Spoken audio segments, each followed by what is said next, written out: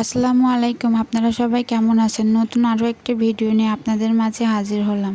আজকে আমি আপনাদের সাথে শেয়ার করব নাপা বা লাফা শাকের রেসিপি। কম বেশি সবাই শাক খেতে ভালোবাসে। এই নাপা শাকের ঝোল অনেকে স্যুপের মতো খায়, অনেকে আবার শাক ভাজা কিংবা মাছের সঙ্গে রান্না করেও খেতে পছন্দ করেন। গ্রামগঞ্জের বিভিন্ন জায়গায় এই শাক চাষ হয়। হার্টের জন্য উপকারী এই শাকের মধ্যে থাকা অ্যান্টিঅক্সিডেন্ট স্ট্রেসের হার কমায়, যা হার্টের ওপর চাপ কমাতে সাহায্য করে। সুগার কন্ট্রোল ছাড়াও ওজন কমাতে সাহায্য করে নাপা শাক।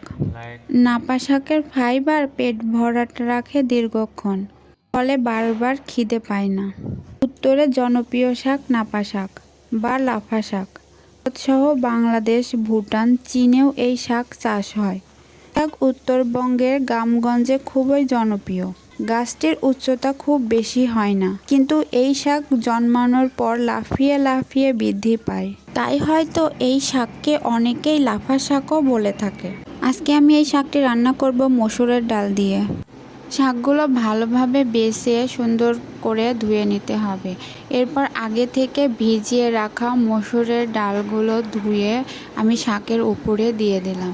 মাঝখান দিয়ে ছিঁড়ে নেওয়া কিছু কাঁচামরিচ, কিছু পেঁয়াজ, কিছু রসুন ও পরিমাণ মতো লবণ দিয়ে একটা ঢাকনা দিয়ে ঢেকে শাকগুলো চুলায় বসিয়ে দেব।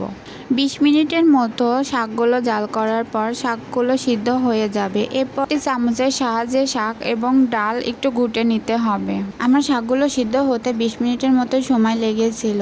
আপনাদের কারো কম বা বেশি সময় লাগতে পারে। শাকগুলো একটু ঘটা হয়ে গেলে এতে হালকা একটু পানি দিয়ে দিলাম। আপনারা চাইলে গরম পানি ইউজ করতে পারবেন। পানি দিয়ে কিছুক্ষণ নেড়ে চেড়ে জাল করে নিয়ে শাকগুলো অন্য একটি পাত্রে উঠিয়ে নেব।